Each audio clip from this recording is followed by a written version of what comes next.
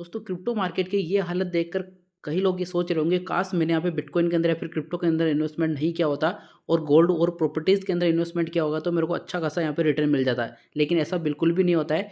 Crypto market जितने x का return आपको कम समय के अंदर देता है उतने एक्स का रिटर्न आपको कोई भी दूसरा प्लेटफॉर्म नहीं देता है। एक जीता जागता एग्जाम्पल बिटकॉइन है। 7 दिन पहले बिटकॉइन 70,000 पे था और आज यहाँ पे 49,000 पे आ गया था और इस टाइम पे 54,000 के आसपास ट्रेड कर रहा है। मार्केट के अंदर ये क्रेज क्यों आया, इसके पीछे का रीजन क्या है, इसके बारे में बात करेंगे। कुछ बड़े कारण है और उन कारण का क्या यहाँ पे सॉल्यूशन हो सकता है, इसके बारे में इस वीडियो के अंदर बात करेंगे।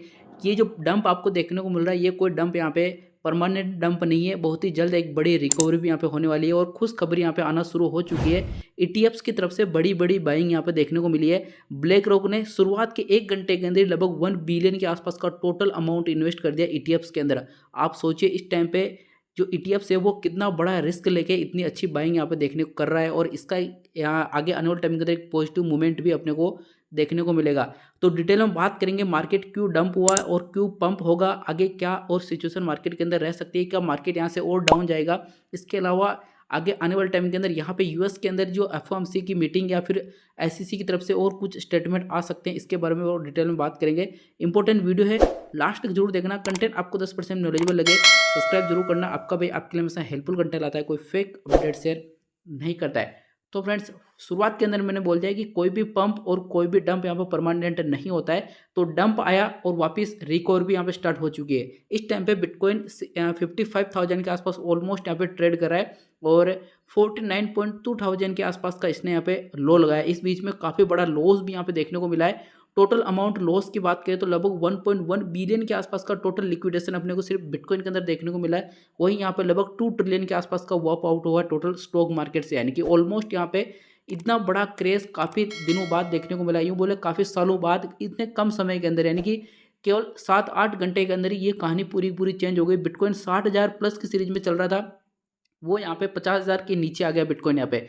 तो ये जो कहानी हुई यहाँ पे मार्केट के अंदर जो डंप आया, इसके पीछे का क्या रीजन हो सकता है उसको समझते हैं। यहाँ पे पहली चीज़ जो एक पैनिक सेलिंग होती है ना, उसको लेकर काफ़ी लोग यहाँ पे अवेयर रहते हैं और पैनिक सेलिंग को समझते हैं और पैनिक सेलिंग को देखते हुए भी वो खुद यहाँ पे पैनिक सेलिंग कर रहे हैं। उनको पता है कि यहाँ पे ये चीज़ें चल रही है, पैनिक सेलिंग चल रही है और इसके अंदर अपन भी पार्टिसिपेट करके यहाँ से बाहर निकलते हैं। और धीरे धीरे क्या होता है, एक बड़ा अमाउंट धीरे धीरे बाहर निकलता निकलता निकलता एक टाइम ऐसा आता है कि एक आम इन्वेस्टर, एक छोटा सा ट्रेडर, वो भी सोचता है कहीं ना कहीं मैं भी इस मार्केट से यहाँ पे निकल जाऊँ। तो ये होती है एक पैनिक सेलिंग यहाँ पे, यानी कि कुछ बड़े लोग सेल करते हैं फिर छोटे छोटे छोटे छोटे छोटे ऐसे करते करते मतलब एक बड़ी चेन बन जाती है। उस चेन के थ्रू एक पैनिक सेलिंग यहाँ पे होती रहती है। तो पहली चीज़ है पैनिक सेलिंग। दूसरी चीज़ यहाँ पे लिक्विडेशन। मार्केट के अंदर क्या होता है, कुछ ट्रेडर होते हैं वो हमेशा मार्केट को पंप और डंप करवाते हैं, लिक्विडेट करवाते हैं। उसके अंदर ईटीएफ्स भी अब शामिल हो चुकी है। तो उनको पता है कि अगर यहाँ पे बिटकॉइन 59,000 चल रहा है और अगर अब बिटकॉइन यहाँ पे 57 या फिर 58,000 पे आ गया तो डीप में अपन बाइंग भी कर लेंगे और बड़ा लिक्विडेशन भी हो जाएगा। एक्सचेंज भी उसके अंदर पार्टिसिपेट करती है।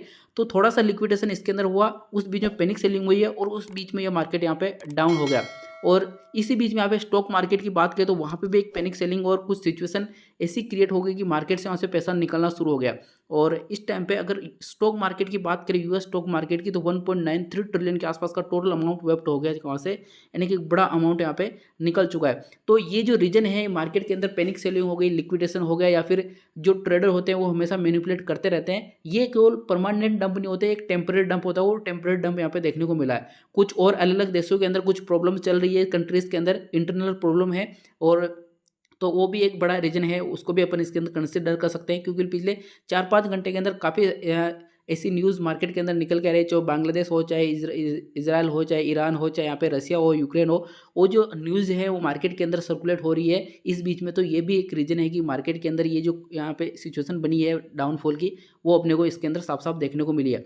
अब यहाँ से मार्केट रिकवर करेगा तो कहाँ तक करेगा और मार्केट रिकवर यहाँ से क्यों करेगा उसको समझिए। यहाँ पे पहली चीज़, यहाँ पे ईटीएफ से वो लगातार बाइंग करना शुरू कर दिया और इस टाइम पे यूएस का ईटीएफ से वो काफ़ी एक्टिवली यहाँ पे बाई कर रहा है। एक डेटा मैं आपके साथ में शेयर करता हूँ। देखिए ब्लैक रॉक की बात करें तो पहले 1 घंटे के अंदर लगभग 1.45 बिलियन के आसपास का टोटल ईटीएफ्स के अंदर उन्होंने इन्वेस्टमेंट कर दिया। इसके अलावा यहाँ पे फर्टिलिटी हो, चाहे इन्वेस्को हो, चाहे विजडन ट्री हो, चाहे ग्रेस्केल हो, हर किसी ने एक अच्छा अमाउंट इसके अंदर लगाया। यानी कि ईटीएफ्स की तरफ से पैनिक सेलिंग नहीं की गई है, ईटीएफ्स की तरफ से यहाँ पे बाइंग की गई और केवल 1 घंटे के अंदर भी लगभग यहाँ पे बिलियन के आसपास का टोटल अमाउंट यहाँ पे ईटीएफ्स की तरफ से मार्केट के अंदर वापस आ गया। और यही रीजन रहा कि जो पैनिक सेलिंग थी वो रुक गई। और अगर यहाँ पे ईटीएफ्स और सेल आउट कर देते तो कहीं ना कहीं अपने को बिटकॉइन यहाँ पे 40,000 भी हिट करता हुआ देखने को मिल सकता है। और ईटीएफ्स के अंदर स्पेशली यहाँ पे ग्रे स्केल की बात करें तो ग्रे स्केल आप सब लोग पता है लगातार वो ईटीएफ्स के थ्रू उसको बाई भी कर रहा है और सेल भी कर रहा है, और सेलिंग उसकी ज़्यादा देखने को मिली थी। जब जब दूसरी ईटीएफ्स है वो बाय करती है तो यहाँ पे ग्रे स्केल हमेशा सेल आउट करती रहती है। लेकिन आज ग्रे स्केल ने एक अच्छा स्टेप लिया यहाँ पे ट्रेडर की सोचते हुए, कहीं ना कहीं उसने यहाँ पे थोड़ा सा इन्वेस्टमेंट किया और बाइंग की, उसने यहाँ पे पैनिक सेलिंग नहीं की। अगर यहाँ पे पैनिक सेलिंग ग्रे स्केल की तरफ से हो जाती, बाकी दूसरे सब लोग खरीद रहे थे और ये अगर बेचने लग जाता तो फिर और मार्केट यहाँ पे थोड़ा सा क्रिटिकल हो जाता और मार्केट वापस डाउन जाता है। लेकिन ग्रे स्केल ने भी अच्छी स्टेप ली और यहाँ पे ग्रे स्केल की तरफ से भी बाइंग देखने को मिली है। और जो अमाउंट मार्केट के अंदर आया उसका एक अच्छा खासा पॉजिटिव इंपैक्ट पड़ा और धीरे धीरे यहाँ पे रिकवरी स्टार्ट हो चुकी है। अगर एथेरियम की बात करें तो यहाँ पे $2400 प्लस में आ चुका है, जो यहाँ पे $2200 के आसपास था। और बिटकॉइन यहाँ पे 49,000 के आसपास चल रहा था, उससे नीचे जाने वाला था कि वहाँ पे ईटीएफ्स की तरफ से और बाइंग देखने को मिली है। तो वापस 54 यानी लगभग $5,000 के आसपास की रिकवरी बिटकॉइन के अंदर देखने को यहाँ पे मिली है। सोल की बात करें तो $130 के आसपास सोल भी आ चुका है, जो यहाँ पे $120 के आसपास था। तो धीरे धीरे रिकवरी यहाँ पे स्टार्ट हो चुकी है।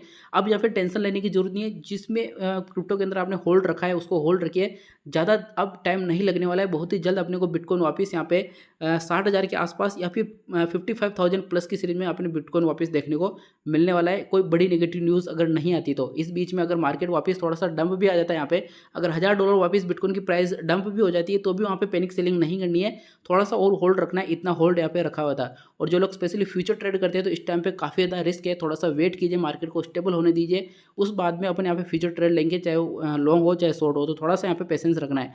बाकी आगे वाले टाइम के अंदर क्रिप्टो के रिगार्डिंग और जो भी अपडेट आएगी, जो भी न्यूज़ आएगी, मैं ट्विटर के ऊपर और साथ साथ में आपको टेलीग्राम के ऊपर भी शेयर कर दूंगा। तो वीडियो कंटेंट आपको 10% नॉलेजेबल लगे, सब्सक्राइब जरूर कर देना। मिलते हैं नेक्स्ट वीडियो को नई अपडेट के साथ में, तब तक के लिए जय हिंद।